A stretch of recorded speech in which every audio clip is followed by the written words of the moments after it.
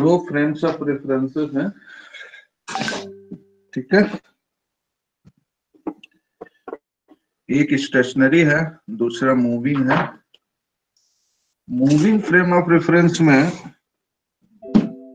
दो ऑब्जेक्ट्स रखे गए हैं।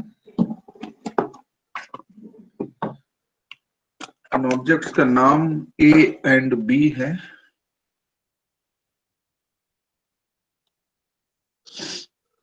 ठीक है। आवाज सुनाई दे रही है ना? Yes sir. Objects A and B हैं। एक्स डैश फ्रेम में रखे गए object. Okay. Observer O dash पर है, ऑब्जर्वर ओ डैश पर है, उसी फ्रेम में ऑब्जर्वर है। कहने का मतलब जिस फ्रेम में बॉडीज हैं उन दोनों बॉडीज के मासेस इक्वल है। दोनों बॉडीज इक्वल वेलोसिटी से एक दूसरे को अप्रोच कर रही हैं।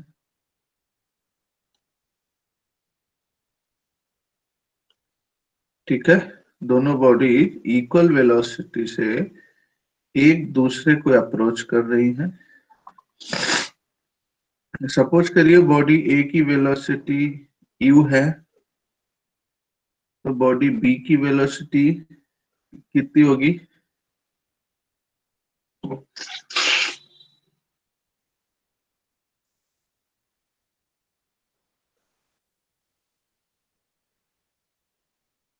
माइनस यू होगी, क्योंकि velocity being vector quantity same velocity है, एक दूसरे को अप्रोच कर रही है, तो जाहिर सी बात है दूसरे की वेलोसिटी अपोजिट डायरेक्शन में है पहले वाले की, है ना, इसलिए माइनस है। तो अब जब इस पूरे फेनोमेना को, इस पूरे इंसिडेंट को ऑब्जर्वर स्टेशनरी फ्रेम में देख रहा है, ऑब्जर्वर स्टेशनरी फ्रेम में है ओ पॉइंट पर, ऑब्जर्वर इंसिडेंट्स को देख रहा है, तो ऑब्जर्वर देखता क्या है? जो वेलोसिटी यू डैश है वो u1 नजर आती है, जो वेलोसिटी माइनस यू डैश है वो u2 नजर आ रही है। अब वेलोसिटी ट्रांसफॉर्मेशन अप्लाई किया गया u1 और u डैश में एक रिलेशन निकालने के लिए, u2 और माइनस u डैश में एक रिलेशन निकालने के लिए। ठीक है। u2 और माइनस u डैश में u1 और u डैश में रिलेशन निकाला गया वेलोसिटी ट्रांसफॉर्मेशन से। u1 की वैल्यू हो गई u dash plus v upon 1 plus u dash v over c square. Screen दिख रही है सभी को? कल यहां तक लिख लिया था हम लोगों ने ना u1 और u2 की value. Yes sir. Yes sir. अब u1 और u2 की वैल्यू को इक्वेशन नंबर 1 बोलिए और इक्वेशन नंबर 2 बोलिए रेस्पेक्टिवली। से u1 for 1, u2 for 2. Now apply the law of conservation of momentum. Since it is a type of elastic collision, you can apply the law of conservation of momentum. So momentum before collision equals to momentum after collision. Okay. Momentum before collision equals to momentum after collision. Momentum before collision क्या होगा?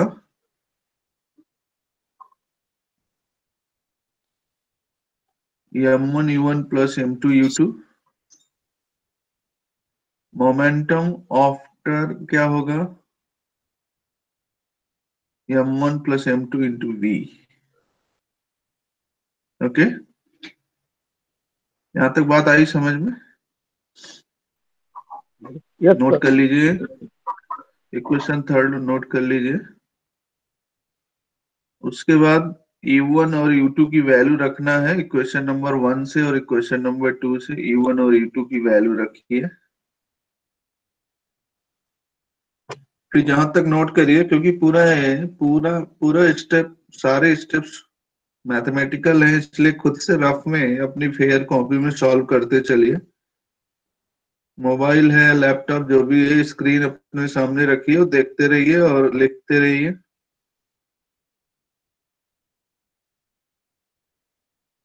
इसमें कुछ ऐसा नहीं है कि अब हम अगर कहीं पे किसी भी टर्म को कॉमन करना है, कुछ करना है, तो आपको लेकर के देखना पड़ेगा।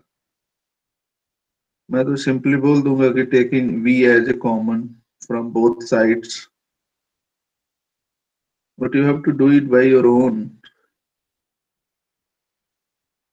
राइट। u1 और u2 की वैल्यू रखिए। अब u1 और u2 की वैल्यू रखने के बाद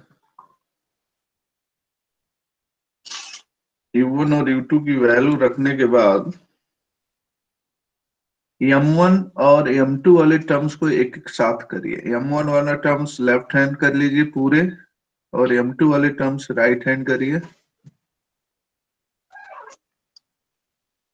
दोनों एक्सप्रेशंस को m1 और m2 के लिए लिखिए कॉमन करके। ओके, कॉमन करके लिखिए।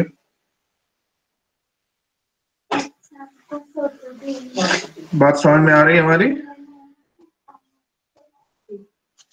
Yes, sir. Abhishek Dubey, Dubey ji yes sir, yes sir, yes sir. आ रही है नींद में? हाँ सर, आ रहा है, आ रहा है। नींद में है? नहीं सर, टाइम से उठ गए। Okay okay. अब इस जो एक्सप्रेशन लिखा हुआ है m1 और m1 को कॉमन करिए एक साथ, m2 और m2 को एक साथ रखिए। मैं नेक्स्ट स्क्रीन शेयर कर रहा हूँ, नेक्स्ट स्लाइड कहने का मतलब आगे बढ़ रहा हूँ। ये देखिए, कॉमन लेने के बाद, सिंपली कॉमन लेने के बाद जो टर्म्स है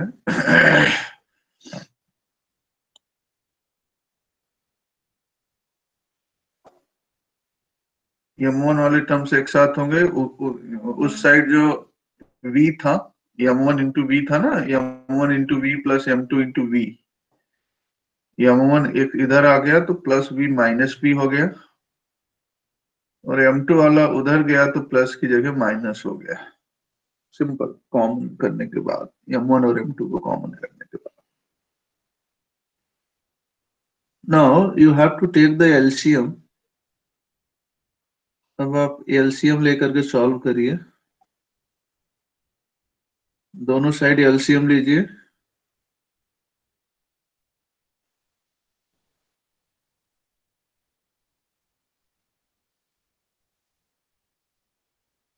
थोड़ा जल्दी करिए, दोनों साइड एलसीएम लीजिए, सॉल्व करिए। कुछ लाइक टर्म्स कैंसिल हो रहे होंगे। स्क्रीन पे जो दिख रहा है अभी आप एज सच नोट करते चलिए, फिर आप एक बार खुद से सॉल्व करिएगा। जब भी टाइम मिले आपको एक बार खुद से सॉल्व करिएगा। अब अभी आप स्क्रीन देख करके नोट कर लें। सैटरडे को अगर हम लोग मिलेंगे तो यहाँ तक तो नहीं पहुंच पाएंगे, क्योंकि बहुत सारी चीजें और डिस्कस करने को बची हैं। इसलिए आप तब तक इसको अपने आप एक बार जरूर कर लीजिएगा खुद से, सारे स्टेप्स कहाँ क्या आ रहा है। अब इसके बाद m1 अपॉन m2 की वैल्यू निकाली गई। रेशियोज, दोनों मासेस के रेशियो निकालने, चूंकि हमें मासेस को वेलोसिटी के साथ कोरिलेट करना है, ये हमारा अल्टीमेट एम है इस डेरिवेशन का। इसलिए m1 अपॉन m2 वाले टर्म्स को एक साथ रख रहे हैं, फिर वेलोसिटी का टर्म्स एक साथ रख रहे हैं। See, this is equation number 4th, चौथा इक्वेशन है हमारा है।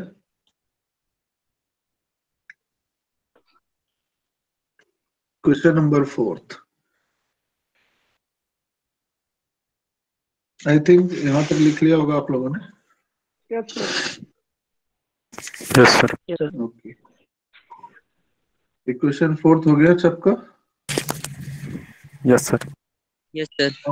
अब नेक्स्ट इक्वेशन 5 बनाना है। नाउ स्क्वायरिंग इक्वेशन 1, अब देखिए स्क्रीन पर, squaring equation 1 dividing it by c square and subtracting it from unity. तीन चीजें एक साथ करनी है एक इक्वेशन में, और इक्वेशन नंबर 1 में पहले 1 में करेंगे, फिर उसी तरीके से 2 में करेंगे। तो आपको यहाँ क्या मिलेगा, 1 माइनस u1 स्क्वायर अपॉन सी स्क्वायर।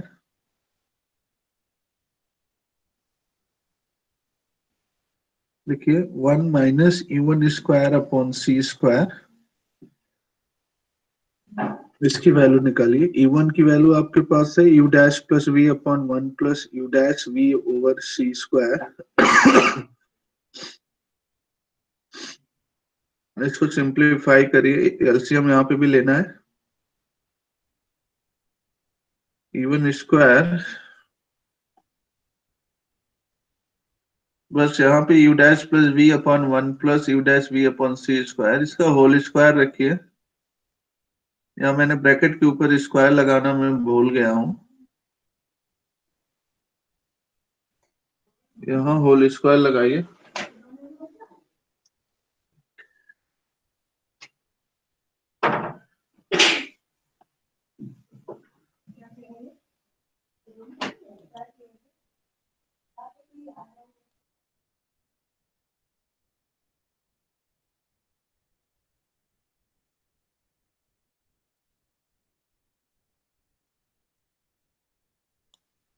नोट कर लिया? Yes, sir. स्क्वायर लगा Yes, sir. दीजिए, यहाँ पे स्क्वायर छूट गया है। स्क्वायर लगा के सॉल्व होगा। सॉल्व करने के बाद आपको 1 plus u dash v upon सी स्क्वायर की वैल्यू चाहिए। 1 plus u dash v upon सी स्क्वायर, इसको एक साथ लिख लीजिए।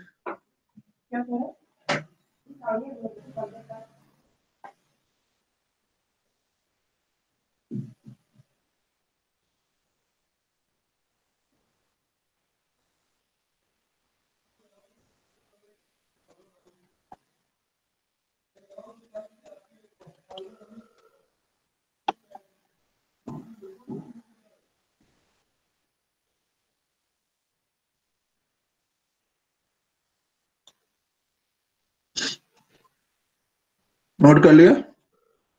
सिमिलरली अब आप इक्वेशन 5 तक नोट करिए। 5 के नीचे एक लाइन लिखना है आपको। Similarly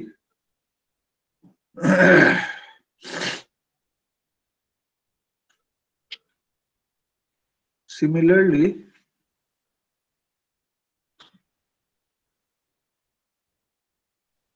1 minus u2 square upon सी स्क्वायर, जैसे 1 माइनस u1 स्क्वायर अपॉन सी स्क्वायर की वैल्यू ऊपर लिखी हुई है,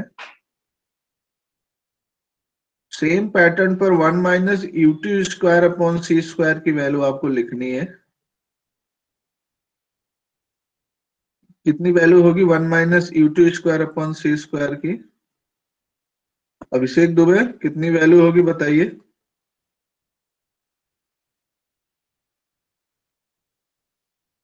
one minus u2 square upon सी स्क्वायर की वैल्यू बताना है।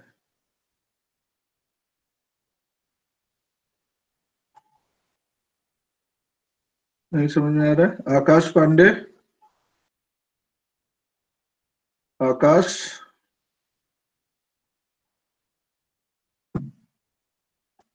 Yes sir.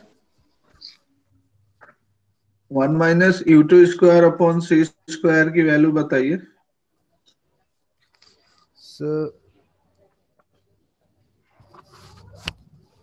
2 मिनट सॉल्व कर लें सर एक बार। ना इसमें कुछ नहीं सॉल्व करना भैया।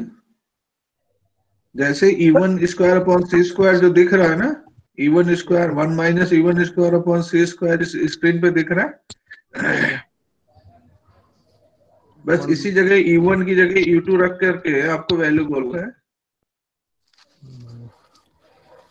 U2 रखना है तो 1 माइनस इसका 1 अपॉन मतलब सी। सर जो यू डैश है वो माइनस यू डैश हो रहा है। इसका मतलब आप ध्यान नहीं दे रहे हैं और समझ में भी नहीं आ रहा दोनों चीजें। सर जहां देखो जहां जहां यू डैश है वहां माइनस यू रख दीजिए, बात खत्म, U2 बन गया वो। ओके, तो yes 1 sir. Minus U2 dash upon सी स्क्वायर क्या होगा, इसी वाले इक्वेशन U1 वाले इक्वेशन में जहां जहां यू डैश है put it as minus you dash, तो it will be minus you dash plus B upon 1 minus you dash we over C square. Right, yes sir. बात समझ गए आकाश जी? Yes sir. तो 1 माइनस U2 स्क्वायर अपॉन सी square लिखिए। Similarly 1 minus U2 square upon सी square, मैंने यहाँ पे 1 minus U2 square upon सी square नहीं लिखा है ताकि आप अपने आप लिखें। इक्वेशन 5 के बाद लिखिए similarly we can calculate 1 minus U2 square upon C square। ये पूरी वैल्यू लिखिए, केवल U डैश की प्लेस पे माइनस U डैश लिखिएगा। And then solving, after solving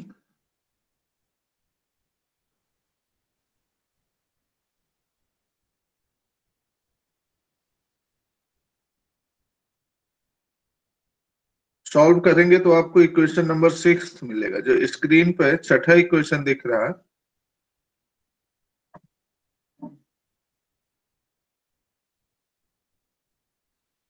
six equation आपको मिलेगा 1 minus you dash v upon C square is equals to under root.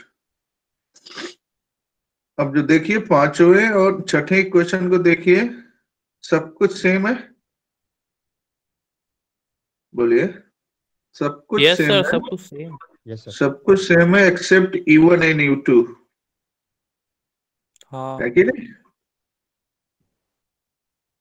Accept velocities of the balls, velocities of the body A and B, बाकी सब कुछ same है। Now divide equation 5 by equation 6।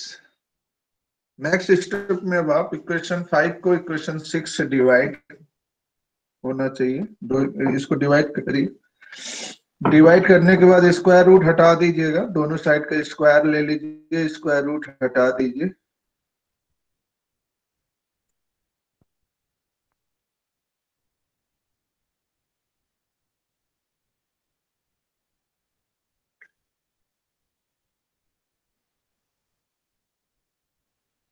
ठीक है, divide हो गया। Divide करने के बाद अब क्या मिलेगा आपको,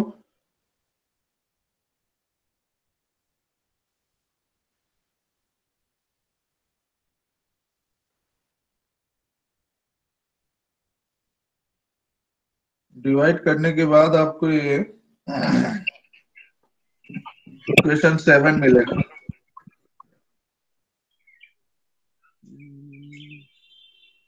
ओके,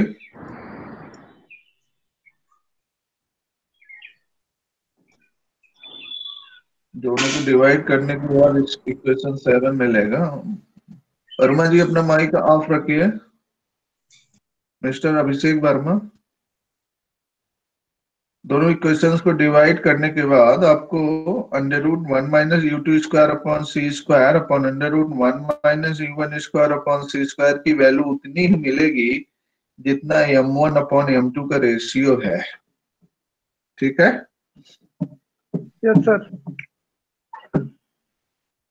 इसको इक्वेशन नंबर 7 बोल लीजिए।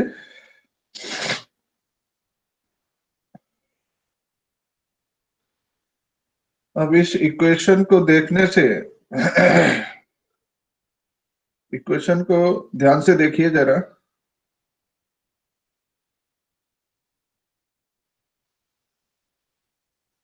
इक्वेशन को ध्यान से, ठीक है, देखने पे आपको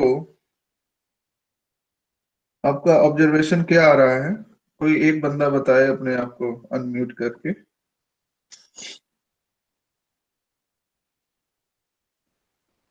एनी वन ऑफ यू?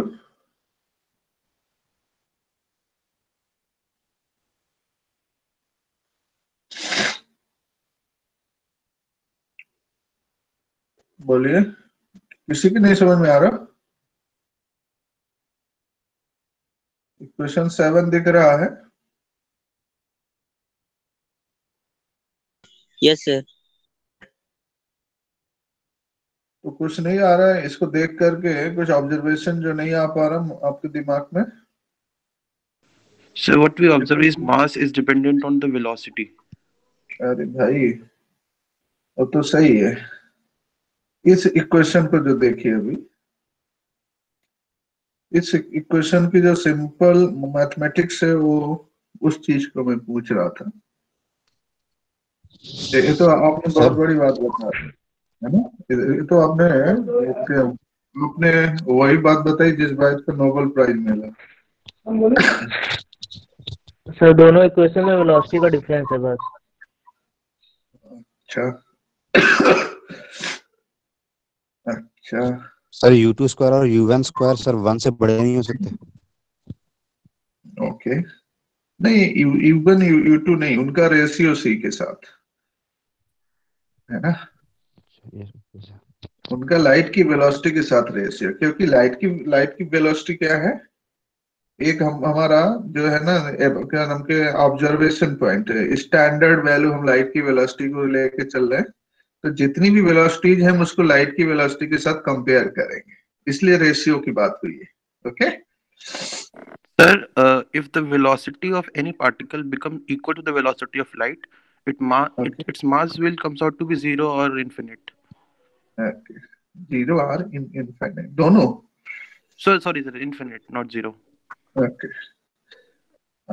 ठीक है, ये तो सारी बातें आप लोगों की बिल्कुल ऐसी, लेकिन जो मैं आपसे जो मैं निकलवाना चाह रहा हूँ वो नहीं निकल पा रहा। पता नहीं, ऑफलाइन मिलेंगे तो निकल आएगा। अभी देखिए, अब इक्वेशन 7 देखिए। इक्वेशन 7 को आप अगर क्रॉस मल्टीप्लाई करें, if you cross multiply equation 7 तो क्या मिलेगा आपको?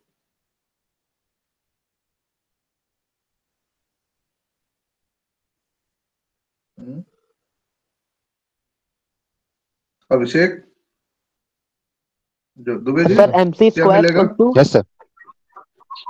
रुको तो, इतनी जल्दी क्यों यार? हाँ क्या मिलेगा?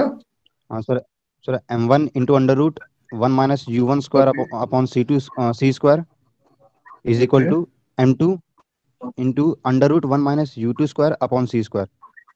गुड। अब ये बताइए मुझे, मासेस दोनों के मासेस अलग अलग हैं? नहीं yes, है ना, दोनों बॉडीज के मासेस क्या है? अलग अलग है। हैं, उनकी अलग अलग है। वेलोसिटी अलग अलग है। Yes sir. Yes sir. लेकिन कुछ ऐसा हो रहा है कि उनका प्रोडक्ट एक जो रिजल्ट दे रहा है, क्यों नहीं? मेरी बात समझ पा रहे हैं आप? Yes sir. दो अलग अलग क्वांटिटीज है, एक M1 है, दूसरा M2 है। दो अलग अलग वेलोसिटीज हैं, एक U1 है, दूसरा U2 है। लेकिन कुछ ऐसा हो रहा है कि उनका product M1 into under root 1 minus E1 square upon C square M2 into under root 1 minus U2 square upon C square के बराबर हो रहा है। नहीं? Yes sir. Yes sir. तो ऐसा क्यों हो? ऐसा किस केस में है संभव? Sir U1 equal to U2। Elastic collision में। हाँ, कोलिजन से यहाँ कोई मतलब ही नहीं है। Sir U1 equal to U2। हाँ भैया, sir U1 equal to U2। No, मतलब यहाँ तो है ही नहीं वो यहाँ तो दोनों अलग है, दोनों सेपरेट है, इंटायरली डिफरेंट वैल्यूज है। ये तभी पॉसिबल है। चैट बॉक्स में कुछ आंसर्स आ रहे हैं, एक सेकंड जरा देख लो। Law of conservation of energy, no, we already done with laws of conservation. और बस एक आंसर, हाँ ये देखिए, ये उसी केस में पॉसिबल है जब इन इक्वेशंस का जो प्रोडक्ट है, जैसे m1 multiply by under root 1 minus u1 square upon c square, m2 multiply by under root 1 minus u2 square upon c square, इनका प्रोडक्ट अलग किसी तीसरी क्वांटिटी के बराबर हो। ओके, इनका प्रोडक्ट अगर किसी तीसरी क्वांटिटी के बराबर है, ठीक है ना, उसी दशा में इक्वल होंगी ये। ठीक है, yes sir, yes sir, getting the point? Yes sir.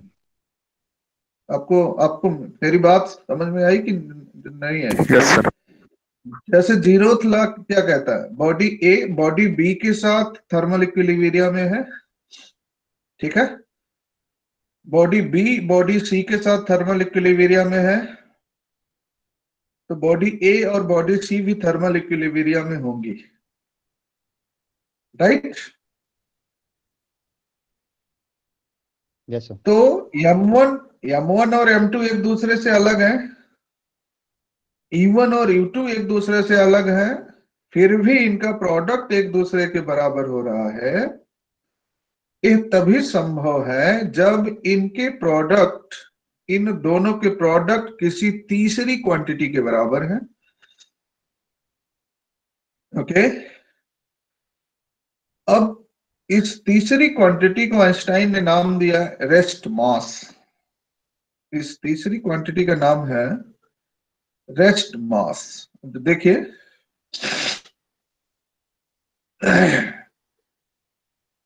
इसी के बाद आपको नोट करना है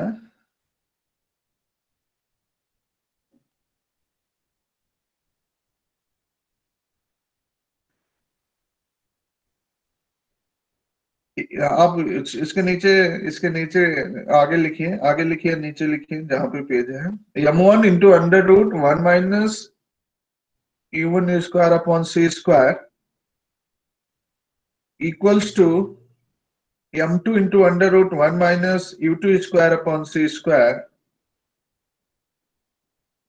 equals to m naught, equals to m naught. ठीक है, ब्रैकेट में लिखिए constant.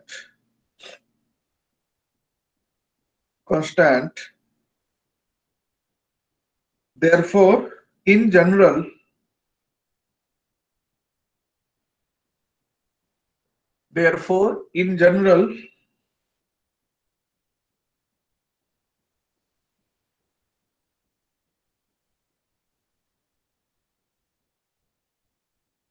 m equals to m naught upon under root 1 minus v square upon c square. Therefore, in general, m equals to m naught upon under root 1 minus c square, v square upon c square. हमने अब वहां पर हमने specific मास की बात की ना, वहां पर हमने m1 और m2 स्पेसिफिक मासेस हैं, u1 और u2 स्पेसिफिक वेलोसिटीज हैं, इसलिए हम जनरल इक्वेशन लिखा, m1 और m2 की प्लेस पे m लिख दिया, u1 और u2 की प्लेस पे v लिख दिया, आपको एक जनरल इक्वेशन मिल गया, m equals to m naught upon under root 1 minus v square upon c square. इसको इक्वेशन नंबर 8 बोलिए, 8वां इक्वेशन है आपका है। मेरा तो 8वां है, आपका आप जो भी हो। 8वां इक्वेशन है, this equation 8 represents an expression for variation of mass with velocity. इसके नीचे लिख लीजिए, this equation represents variation of mass with velocity.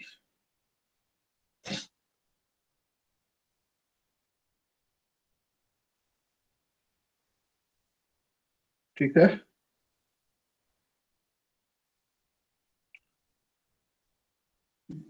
इतना लिख रहे हैं।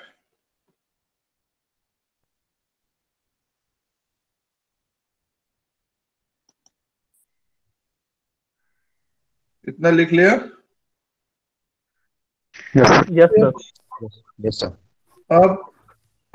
अब इसके नीचे लिखिए assuming that, इसके नीचे जो ऊपर लिखा है उसको नोट कर लीजिए।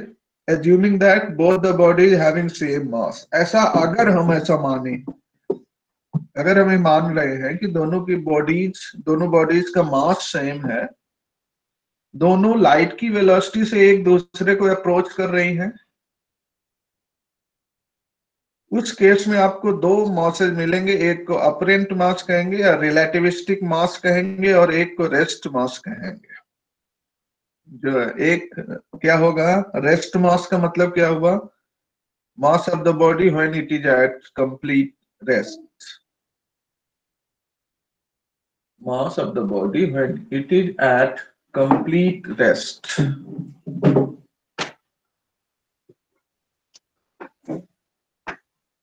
Mass of the body when it is at complete rest.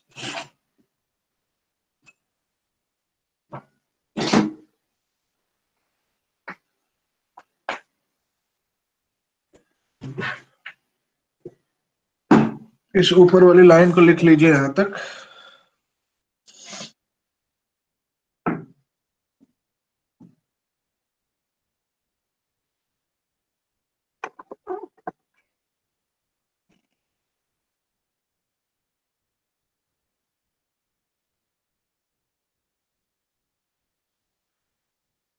लिख लिया? Yes sir. अब आपको variation of mass with velocity पता चल गया। अब इसके कुछ इंपॉर्टेंट निष्कर्ष बता रहा हूं मैं। अब नेक्स्ट हेडिंग डालेंगे, नेक्स्ट पॉइंट लिखेंगे कंक्लूजन्स। नेक्स्ट पॉइंट लिखिए कंक्लूजन। कंक्लूजन यहां नहीं है, अब आपको खुद से बनाने हैं। कंक्लूजन लिखिए हेडिंग कंक्लूजन। फर्स्ट पॉइंट है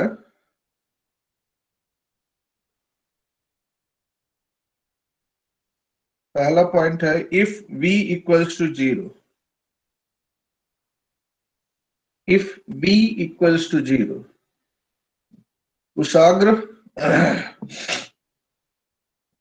उसाग्र वर्धन, सुन पा रहे हैं?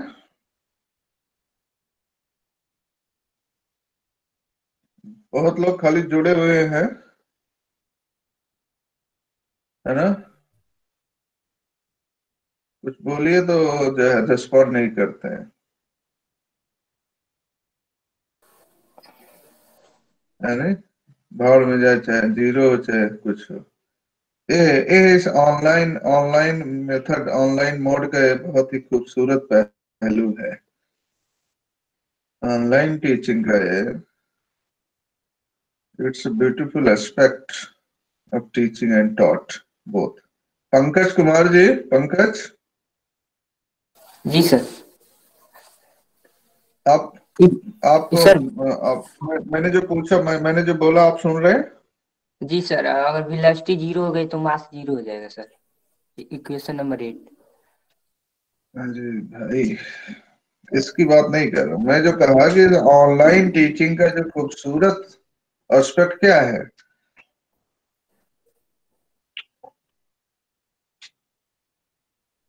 हा?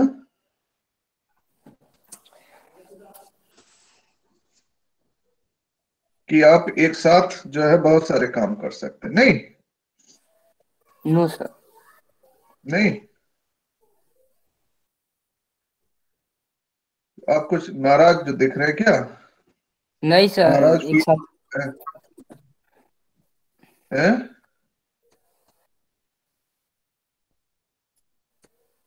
No sir. अच्छा, अब मैं पूछा कि वेलोसिटी 0 है, अगर v की वैल्यू 0 है तो आपने बताया कि v की वैल्यू 0 होगी तो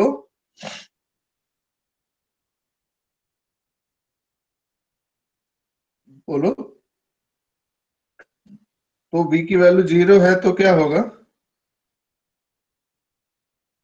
sir m is equal to m naught हो जाएगा। ना उसको बोलने दो। पंकज अभी कुछ और बोल रहा था इसलिए मैं पूछा। जब v की वैल्यू 0 हो जाएगी पंकज, तो मास 0 नहीं होगा। तुमने बोला था मास 0 हो जाएगा, सॉरी सर, अनडिफाइंड। है ना? मास 0 नहीं होगा क्योंकि नीचे 1 लगा है ना, 1 माइनस 0 है। अनडिफाइंड। अरे नहीं सर, नहीं सर, एम के सब रेस्ट डिफाइंड है मास के भाई। जी सर, रेस्ट हो हाँ, जाएगी। उस बॉडी का जो मास है उसी मास को हम रेस्ट मास कहने लगेंगे। जी जी जी सर, रेस्ट क्यों? हो जाएगी। क्यों? क्योंकि बॉडी कहाँ पर है? बॉडी रेस्ट पर। जी अगर सर, ये कोई भी बॉडी रेस्ट पर है तो उस बॉडी का जो मास है उस मास को हम क्या नाम देंगे? Rest rest mass. ठीक है? यस आप सर। अभी बैठे हुए, आप जब आप अभी अपनी जगह पर स्थिर हैं, बैठे हैं, आपका जो मास है या जो मेरा मास है, मैं अपनी जगह पर स्थिर हूं, जो मेरा मास है उस मास को क्या नाम देंगे? Rest mass. Rest mass. ठीक है? अब हमको किसी भी रिलेटिविस्टिक स्पीड से अगर प्रोजेक्ट किया जाए, अब हमें किसी भी रिलेटिविस्टिक स्पीड से प्रोजेक्ट किया जाए, मतलब क्या हो रही है? अब जो धीरे धीरे v की वैल्यू 0 से बढ़ रही है। अगर v की वैल्यू धीरे धीरे 0 से बढ़ रही है तो क्या होगा? मास डिक्रीज होता v- जाएगा। कौन बोल रहा है? मास चेंज होगा। किसने कहा मास जो डिक्रीज होगा? पंकज ने? दूसरा कोई था।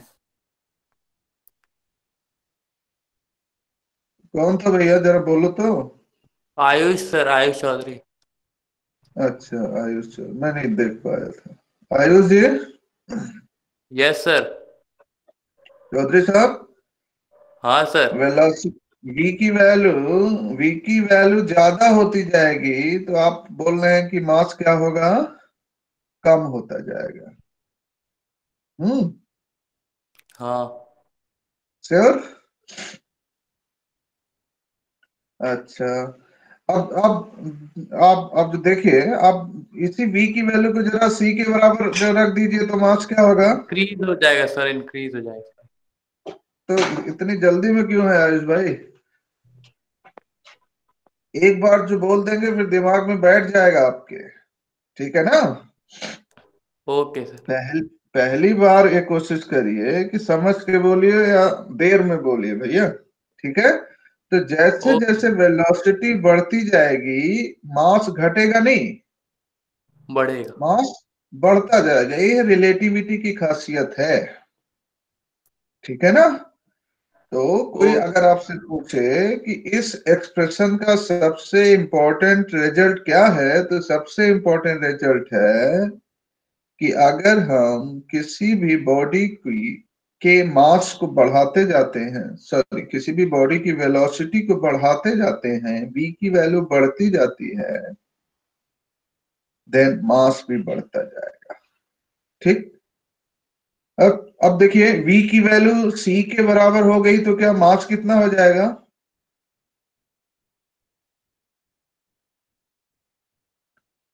और कोई दो ही तीन लोग बोल रहे हैं और कोई बोल नहीं रहा है भाई। इन्फिनिट हो जाएगा। इन्फिनिटी अनडिफाइंड होगा सर, इनफाइनाइट अनडिफाइंड होगा। होगा। औरों को जो जगाता हूँ।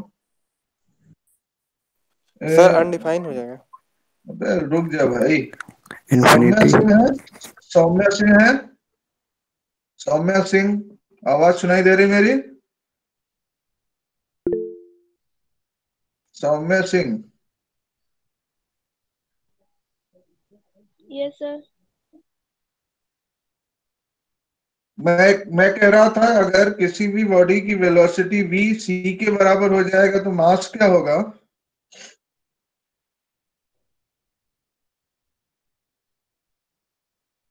बोलिए। अपने आप को 1-2 मिनट के लिए अनम्यूट रखिए।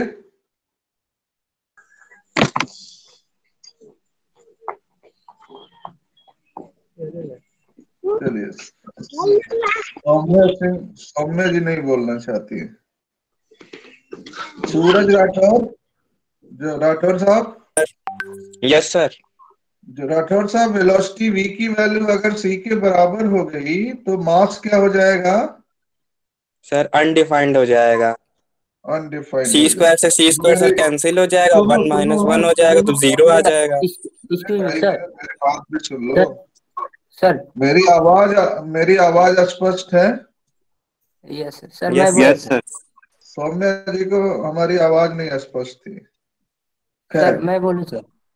हाँ, एक सेकंड मुझे बोल लेने दो। आपने कहा कि v की वैल्यू c के बराबर होगी तो मास इनफाइनाइट हो जाएगा, ठीक है? Yes sir. ठीक है, लेकिन मैं आपकी जानकारी के लिए जो है मैं यहाँ पर बताना चाहता हूँ कि इस ब्रह्मांड का भी अपना मास है। Okay, this yes this sir. Universe consist of its own mass. तो इससे क्या रिजल्ट निकल रहा है?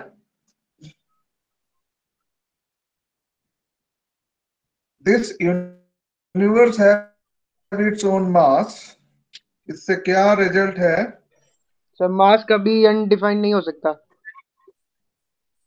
अरे मेरे भाई, सर वो किसी तो भी यहाँ पे पार्टिकल m की की वैल्यू सर किसी पार्टिकल की गुड स्पीड है ना? स्पीड ऑफ लाइट के बराबर नहीं होगी। बस मैं इतनी देर से यही चीज बुलवाने के लिए परेशान हूँ कि कोई भी मटेरियल पार्टिकल कभी भी लाइट की वेलोसिटी से प्रोपोगेट